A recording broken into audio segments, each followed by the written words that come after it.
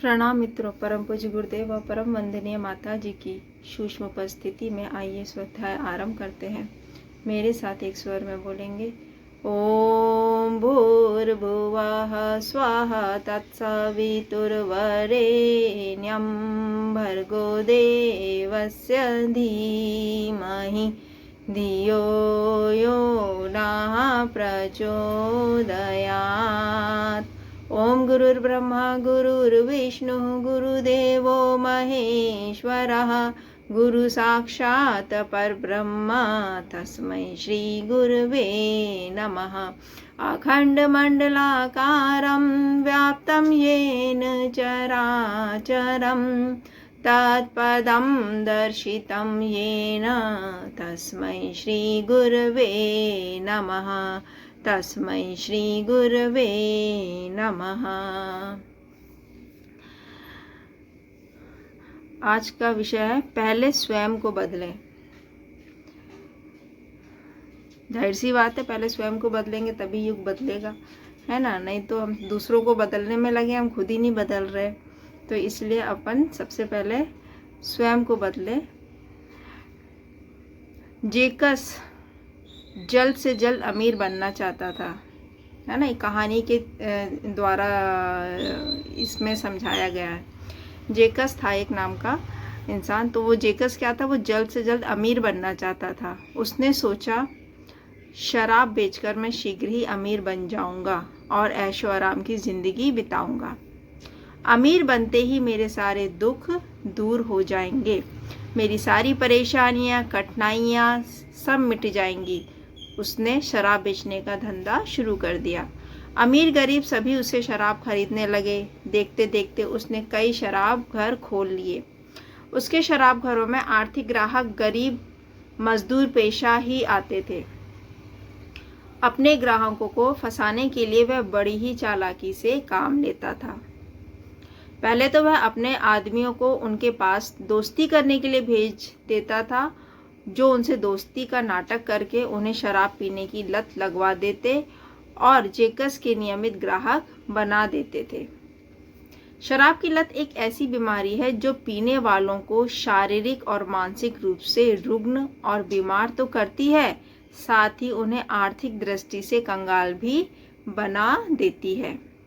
समाज भी ऐसे लोगों को आदर व सम्मान की दृष्टि से नहीं बल्कि हेय दृष्टि से ही देखता है।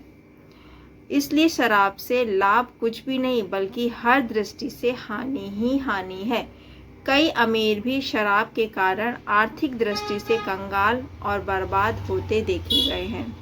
शराब के कारण संसार में खुशियों से भरे पूरे अगणित परिवार बर्बाद हुए हैं। अगर शराब की लत किसी गरीब आदमी को लग जाए तो उसके परिवार का सुख चैन भी समाप्त हो जाता है। जो दूध और दवा खरीदने में भी असमर्थ होते हैं, वे भी शराब की लत के कारण अनुचित तरीके से हिंसा, हत्या, लूट आदि के द्वारा अपने शौक पूरे करने लग जाते हैं। शराब न सिर्फ व्यक्ति बल्कि परिवार और समाज सबके लिए ही दुख और अशांति का कारण बन जाता है। परंतु शराब के धंधे में लिप्त लोगों को पैसे के अलावा शराब से व्यक्ति, परिवार और समाज को होने वाली हानियों की कोई परवाह नहीं होती। जेकस को भी इन चीज़ों की कोई परवाह नहीं थी। इसलिए लोग जेकस को अनाचारी और दुष्ट व्यक्ति के रूप में जानने लगे थे। उसके कारण कई व्यक्ति और परिवार बर्बाद हो चुके थे। एक बार जेकस के गांव में ईसा का आगमन हुआ।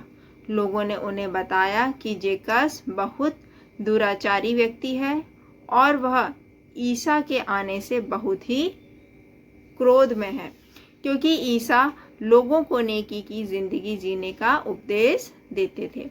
अनेक उपदेशों का लोगों पर प्रभाव भी होता था।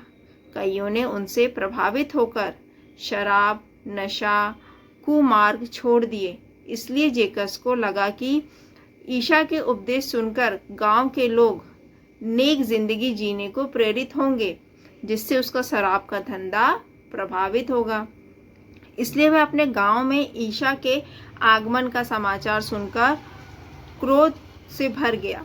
जेकस के नाराज होने की बात जब ईशा को पता लगी तो उन्होंने कहा, मैं जेकस के घर जाऊंगा और कल उसी का आतिथ्य ग्रहण करूंगा।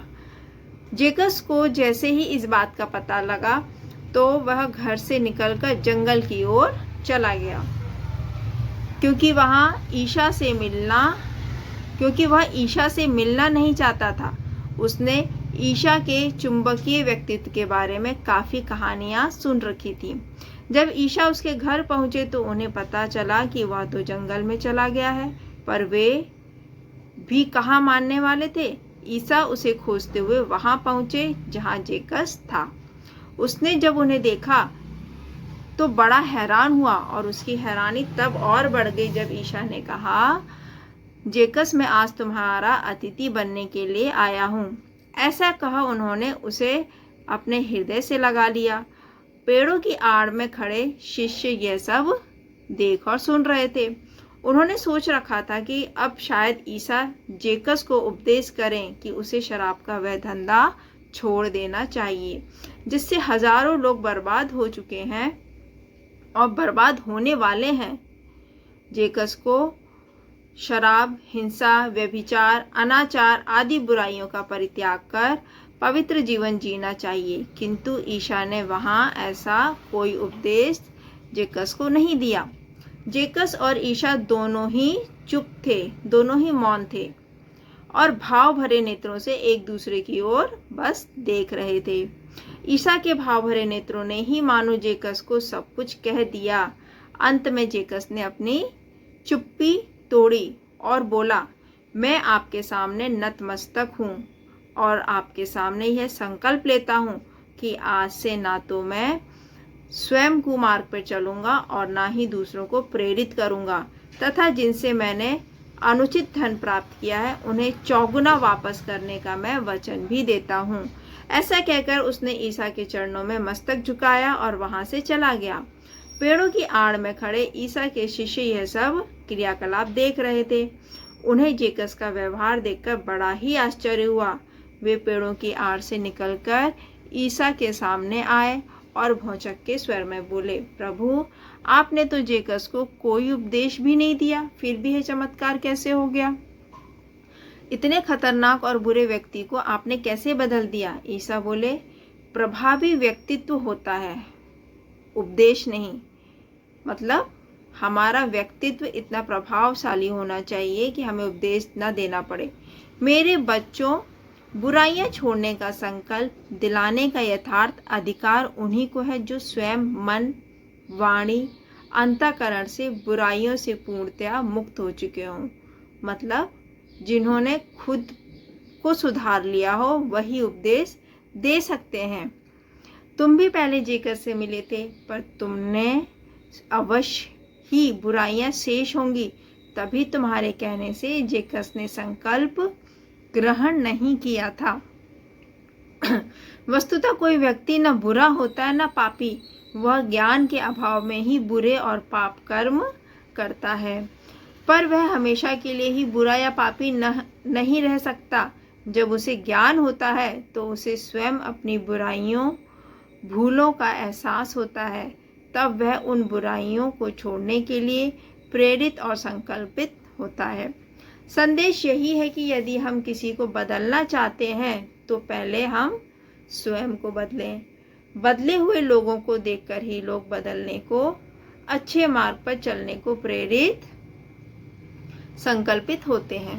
सचमुच स्वयं को बदले बिना दूसरों को बदलना संभव नहीं होता है। अतः हम पहले अपने स्वयं को बदलें, फिर दूसरे की ओर बदलने के लिए हाथ बढ़ाएं। धन्यवाद मित्रों। ओम द्यौः शांति, अंतरिक्ष ग्वं शांति, पृथ्वी शांतिरापः शांतिरोषधयः शांति, वनस्पतयः शांतिर्विश्वे देवाः शांतिर्ब्रह्म शांति, सर्वं शांति शांतिरेव शांतिः, शामा शांतिरेधि।